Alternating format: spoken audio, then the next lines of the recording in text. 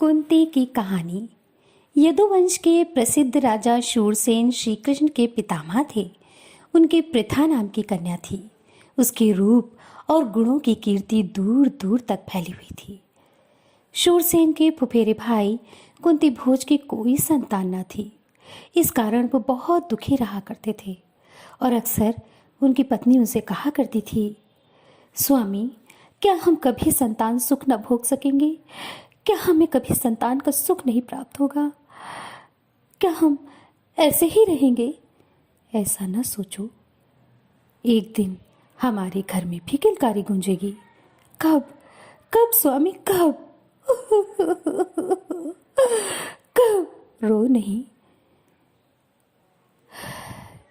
शूरसेन ने कुंती भोज को इस तरह से दुखी देखा, दोनों दंपति को, तो शूरसेन ने कुंती भोज को वचन दिया कि कुंती भोज, तुम उदास न हो। हमारी जो पहली संतान होगी वो हम तुम्हें गोद दे देंगे।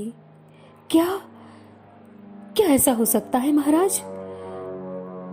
अगर ऐसा है तो हमारे भी दुख के दिन दूर हो जाएंगे। मैं आपका आभारी रहूंगा जिंदगी भर। ऐसा ना कहो कुंती भोज, तुम मेरे भाई समान हो। तुम्हें मैं अपनी संतान देकर अपने आप को खुशनसीब समझूंगा। और ऐसा कहकर शूरसेन ने कुंती भोज को अपनी प्रथा गोद दे दी। कुंती भोज के यहाँ आने पर प्रथा का नाम कुंती हो गया। आज से इसका नाम कुंती है। कुंती बड़ा प्यारा नाम है। कुंती, आज से हम इसे कुंती बुलाएंगे। क्यों कुंती? कुंती के बचपन में ऋषि दुर्वासा एक बार कुंती भोज के यहाँ पधारे।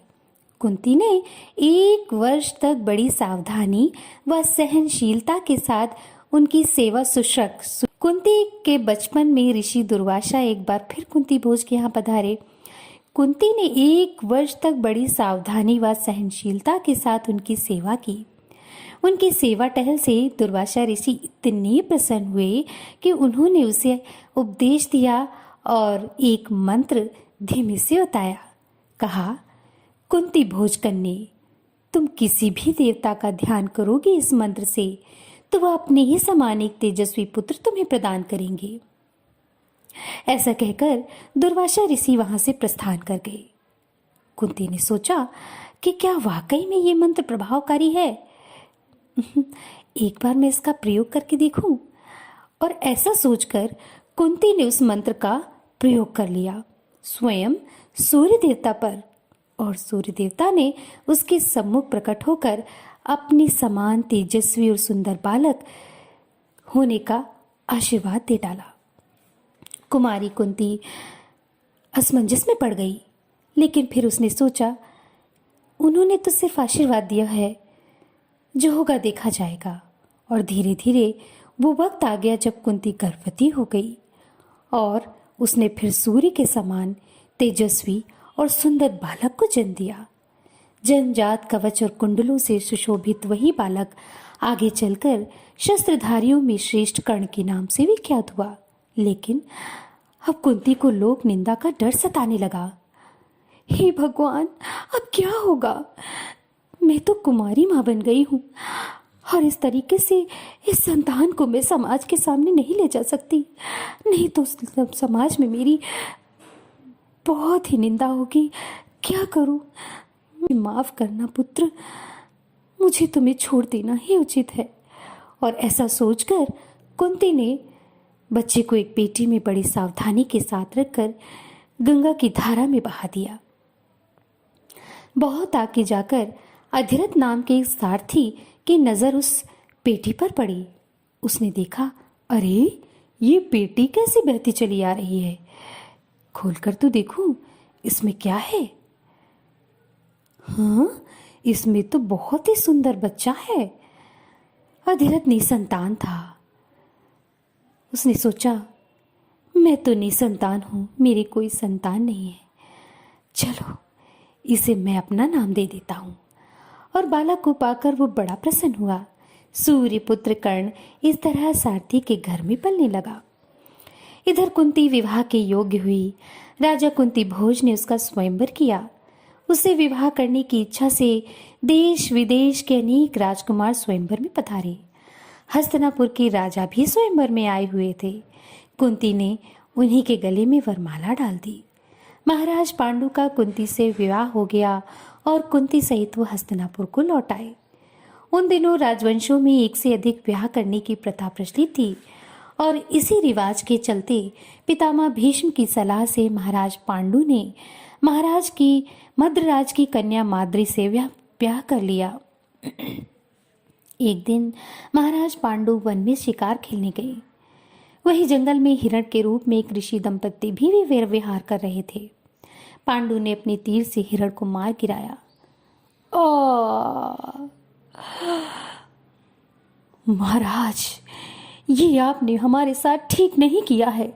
ऋषि ने मरते मरते पांडु को श्राप दिया और कहा कि महाराज पांडु, जिस तरह से आपने विहार करते हुए हमारा संहार किया है, एक दिन आप भी जब अपनी पत्नी के साथ विहार करेंगे, आपका भी अंत हो जाएगा। और ऐसा कहकर ऋषि ने अपने प्राण त्याग दिए। ऋषि के शाप से पांडु को बड़ा दुख हुआ। साथ ही वो अपनी भूल से खिन्न होकर अपने नगर को लौट गए और पितामह भीष्म तथा विदुर को राज्य का कार्यभार सौंपकर अपनी पत्नियों के साथ वन में चले गए और वहां पर ब्रह्मचारी जैसा जीवन व्यतीत करने लगे। कुंती ने देखा कि महाराज को संतान की लालसा तो है, मगर शापवश संतानोत्पत्ति नहीं कर सकते हैं। उसने विवाह से पहले दुर्वासा ऋषि से पाए वरदानों का पांडु से जिक्र किया और महाराज पांडु से कहा, महाराज, विवाह से पूर्व मैंने दुर्वासा ऋषि की बहुत सेवा की थी। उन्होंने मुझे आशीर्वाद दिया था और मुझे एक मंत्र दिया था, जिस मंत्र के प्रभाव से मैं किसी भी देवता से एक सुंदर पुत्र को प्राप्त कर सकती हूँ। अगर आपकी आज्ञा हो तो क्या मैं इस मंत्र का प्रयोग करूं? राजा ने कहा, हाँ, कुंती, क्यों नहीं। आखिर हमारा भी तो कुल के वंशज आएंगे। तुम इस मंत्र का प्रयोग अवश्य करो। महाराज के अनुरोध से कुंती और माद्री ने देवताओं के अनुग्रह से 5 पांडवों को जन्म दिया। वन में ही 5 का जन्म हुआ और वही तपस्वियों के संग में वे पलने लगे। अपनी दोनों स्त्रियों तथा बेटों के साथ महाराज पांडु कई वर्षों तक वन में रहने लगे। बसंत ऋतु थी। सारा वन आनंद में डूबा हुआ प्रतीत हो रहा था। महाराज पांडु और माद्री प्रकृति के इस उद्गार में सुषमा को निहार रहे थे। महाराज, वो देखिए, कितना सुंदर वन है, कितने खूबसूरत फूल खिले हुए हैं। आइए हम वहां चलते हैं। हाँ, क्यों नहीं। ऋषि के श्राप का असर होने लगा था उन पर और वो उस श्राप को भूल गए और माद्री के साथ विहार करने लगे, जिस कारण उनकी तत्काल ही मृत्यु हो गई। माद्री के दुखों का पार न रहा और वो अपनी पति के मृत्यु का कारण अपने आप को मानने लगी और ऐसा सोचकर उसने भी पांडु के साथ अपना भी अंत कर लिया। इस दुर्घटना से कुंती और 5 पांडवों के शोक की सीमा न रही, पर वन के ऋषि मुनियों ने बहुत समझा बुझाकर उनको शांत किया और उन्हें हस्तिनापुर ले जाकर पितामह भीष्म के सुपुर्द कर दिया। युधिष्ठिर की उम्र उस समय 16 वर्ष की थी। हस्तिनापुर के लोगों ने जब ऋषियों से सुना कि वन में पांडु की मृत्यु हो गई है, तो उनके शोक की भी सीमा न रही। पोते की मृत्यु पर शोक करती हुई सत्यवती अपने दोनों विधवा पुत्र वधुओं अंबिका और अंबालिका को साथ लेकर वन में चली गई। तीनों वृद्धाएं कुछ दिन तपस्या करती रहीं और बाद में स्वर्ग को सिधार गईं। अपने कुल में जो छल, प्रपंच और अन्याय होने वाले थे, उन्हें न देखना ही संभवतः उन्होंने उचित समझा।